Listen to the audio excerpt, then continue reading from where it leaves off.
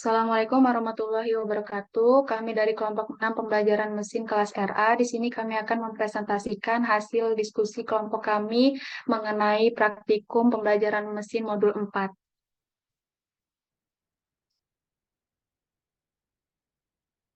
Adapun tim atau anggota kami yaitu ada Fadila Muesawatri, kemudian ada Alia Maharani, Nawaf Fatimi Fauzia, dan Catherine Digita Soraya. Pembelajaran mesin. Jadi apa sih pembelajaran mesin itu? Pembelajaran sendiri memiliki arti kemampuan untuk memprediksi atau mengklasifikasikan.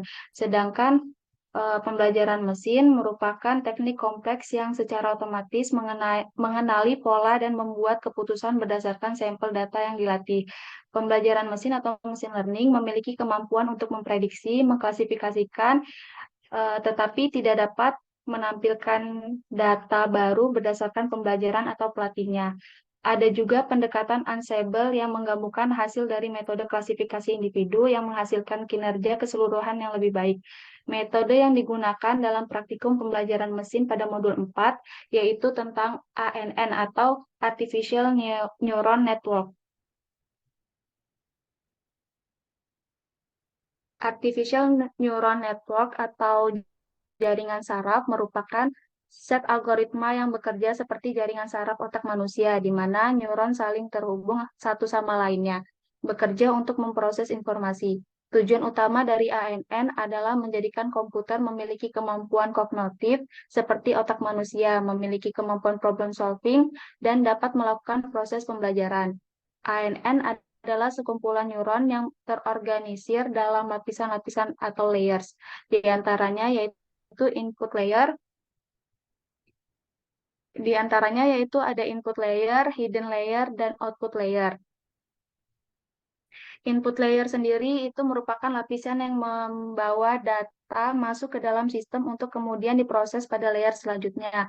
Kemudian hidden layer merupakan lapisan antara input layer dan output layer, di mana artificial neuron yang memiliki sekumpulan input pembobot atau wake dan prosedur untuk menghasilkan output neuron melalui activation function.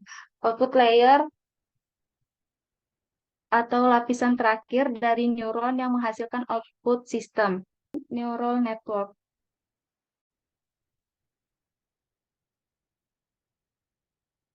Neuron di dalam tubuh manusia dibagi menjadi tiga bagian, yaitu dendritis, sel body, dan akson. Di mana dendritis yaitu sebuah sinyal masukan dan dipengaruhi oleh bobot. Sel body adalah tempat keputusan komputasi sinyal yang masuk dan wake bobot sendiri menghasilkan sinyal output yang akan dikirimkan ke neuron lain. Sedangkan akson adalah bagian yang mengirimkan sinyal output kepada neuron lain yang terhubung dengannya. Berdasarkan penjelasan tersebut, ANN dapat dipresentasikan menjadi tiga bagian yang terdiri dari layar masukan atau input dan layar keluaran atau output, serta layar tersembunyi yang memproses masukan dari layar masukan menjadi sesuatu yang dapat diterima layar keluaran. Kemudian hasil dari masing-masing layar tersembunyi ini disebut activation atau node value.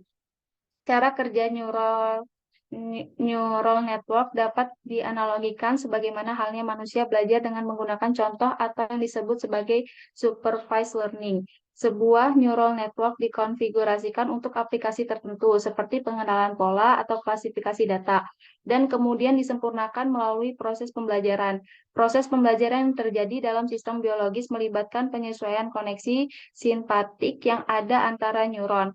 Dalam halnya pada neuron network, penyesuaian koneksi simpatik atau neuron dilakukan dengan menyesuaikan nilai bobot yang ada pada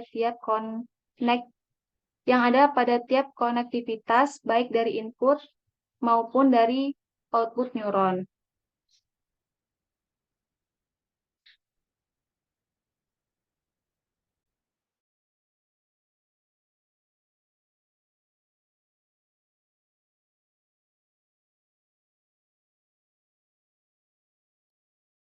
Adapun pemodelan jaringan pada ANN ada tiga macam, yaitu single layer, multi layer, dan juga recurrent network. Yang pertama single layer. Dalam ANN, neuron disusun dalam bentuk lapisan layer. Pembentukan ANN yang paling sederhana yaitu single layer. Cara kerja dari single layer yaitu input layer yang berhasil dari sumber node diproyeksikan langsung ke output layer dari neuron atau node komputasi, tetapi tidak berlaku sebaliknya. Kemudian multi-layer. Multi-layer yaitu di mana pada single layer apabila terdapat tambahan satu atau dua hidden layer, maka jaringan akan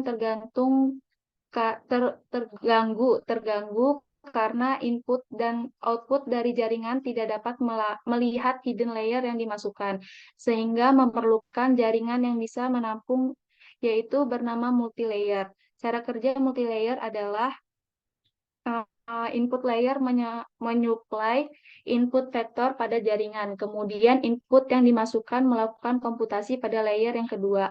Lalu output dari layer yang kedua digunakan sebagai input dari layer yang ketiga dan seterusnya. Kemudian yang terakhir yaitu recurrent network. Recurrent network terbentuk karena pada jaringan single layer dan multilayer harus memiliki feedback untuk dirinya sendiri pada setiap loop jaringannya.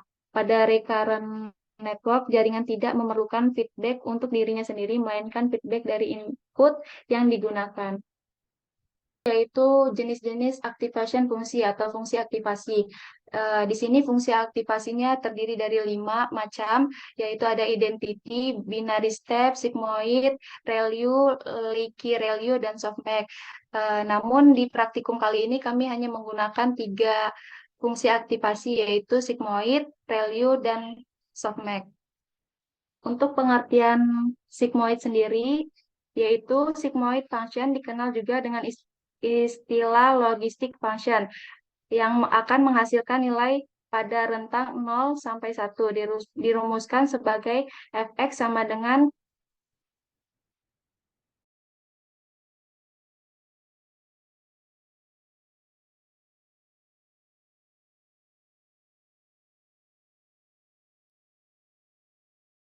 penjelasan dari sigmoid sendiri, yaitu sigmoid function dikenal juga dengan istilah logistic function, yaitu akan menghasilkan nilai pada rentang 0 sampai 1. Untuk kurvanya sendiri yaitu yang berada di tengah, sigmoid function pada mulanya tumbuh secara eksponensial, setelah itu mulai terjadi saturasi dan pertumbuhan melambat sehingga menjadi linear sampai pertumbuhan berhenti. Kurva sigmoid function digambarkan sebagai grafik yang terdapat di tengah. Selanjutnya yaitu ReLU. ReLU sendiri merupakan function yang memiliki kelebihan dalam network yang diinisiasi secara random, hanya 50% dari hidden layer yang akan diaktifasi. ReLU function digambarkan sebagai grafik yang di kiri bawah. Terakhir yang kami gunakan dalam praktikum yaitu softmax. Softmax function atau yang disebut juga dengan softmax regression adalah bentuk logistik regresi yang input value-nya dinormalisasi ke dalam probability distribution.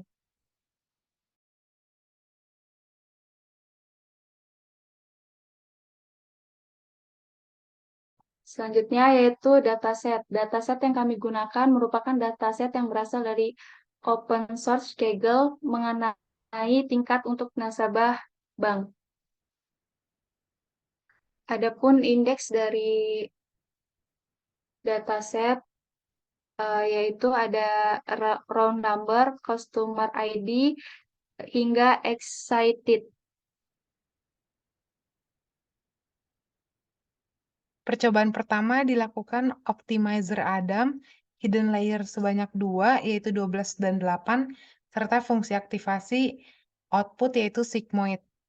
Didapatkan plot akurasi seperti digambar. Pada metode optimasi Adam, akurasi didapatkan yaitu bernilai 0 untuk data train maupun validation testnya, serta didapatkan model loss seperti digambar, sedangkan untuk nilai akurasi yang didapatkan pada model loss didapatkan keakurasi Adam dengan dua hidden layer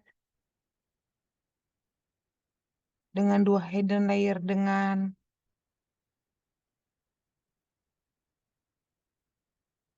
Untuk optimasi Adam dengan dua hidden layer yaitu 12 dan 8 serta aktivasi menggunakan sigmoid, maka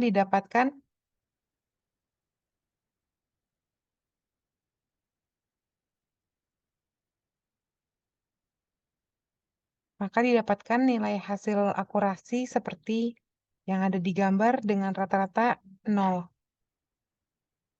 Kemudian untuk optimasi menggunakan SGD dengan dua hidden layer yaitu 64 dan 32 serta aktivasi softmax, didapatkan model akurasi yaitu 0 serta model loss dari data train maupun dari data validation testnya yang beragam, namun mendekati nilai keakurasian 0 pada data train maupun data validation testnya. Didapatkan hasil akurasi seperti yang ada di gambar, yaitu 0. Kemudian optimasi menggunakan RMS probe dengan 3 hidden layer, yaitu 32, 32, dan 12, dengan fungsi aktivasi sigmoid, maka didapatkan model akurasi seperti yang ada di gambar, didapatkan nilai akurasi untuk model yang beragam untuk data pada train maupun data pada validation testnya. Namun nilai keakurasi yang didapatkan masih mendekati 0 untuk data train maupun data validation testnya. Sedangkan nilai akurasi yang didapatkan pada model loss didapatkan keakurasian yang beragam dari data train maupun dari data validation testnya. Namun nilai akurasi pada data train dan data tes pada validationnya didapatkan nilai 0.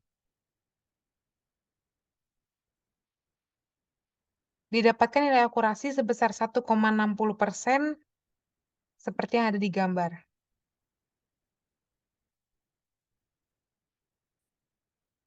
Selanjutnya, yaitu optimizer ada delta dengan 4 hidden layer, yaitu 64, 32, 12, dan 8 dengan fungsi aktivasi sigmoid. Didapatkan model akurasi yang beragam pada data train maupun data validation testnya, namun nilai keakurasian yang didapatkan masih mendekati 0 untuk data train maupun data validation testnya. Sedangkan pada model loss didapatkan keakurasian yang beragam juga, namun nilai akurasi pada data train dan data tes pada validation testnya didapatkan nilai mendekati 0.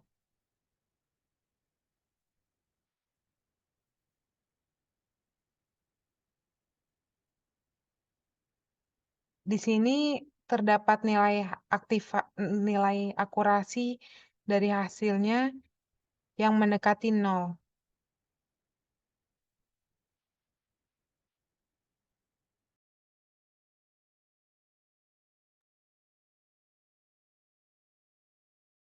Kesimpulan, dalam percobaan yang telah dilakukan seleksi pemilihan kolom dataset untuk menghilangkan beberapa kolom values yang bertujuan untuk memudahkan dan meningkatkan performa dari neural network. Maka akurasi yang didapatkan dari setiap model percobaan yaitu pada optimasi Adam dengan fungsi aktivasi softmax mendapatkan nilai akurasi sebanyak 0%, pada optimasi SGD dengan fungsi aktivasi softmax mendapatkan akurasi 0%, didapatkan pada optimasi RMS probe dengan fungsi aktivasi sigmoid nilai akurasi 1,60%, dan optimasi ada delta dengan fungsi aktivasi sigmoid dengan nilai akurasi 1,60%. Dapat diketahui nilai akurasi tertinggi adalah menggunakan fungsi optimasi RMS probe dan ada delta dengan fungsi aktivasi sigmoid pada kedua optimasi. Dan masing-masing layer memiliki hidden layer sebanyak 3 dan 4 yang memperoleh hasil 1,60%. Terdapat alasan mengapa nilai akurasi suatu algoritma dapat sangat rendah. Hal tersebut dapat terjadi karena dataset memiliki informasi yang kurang relevan dan memiliki isi tidak valid, serta model yang digunakan terlalu sederhana sehingga tidak cukup kompleks untuk mempelajari pola yang ada dalam dataset. Dilihat dari percobaan ANN memiliki kemampuan untuk melakukan perhitungan secara paralel sehingga proses komputasi menjadi lebih cepat dan dapat membangun representasi dari informasi yang diterimanya selama proses pembelajaran secara mandiri. Namun, ANN memiliki kelemahan di mana tidak efektif jika digunakan untuk melakukan operasi-operasi numerik dengan presisi tinggi dan membutuhkan pelatihan dalam waktu yang lama jika jumlah data yang diolah besar. Sekian dari kelompok kami, kurangnya kami mohon maaf dan terima kasih. Ih.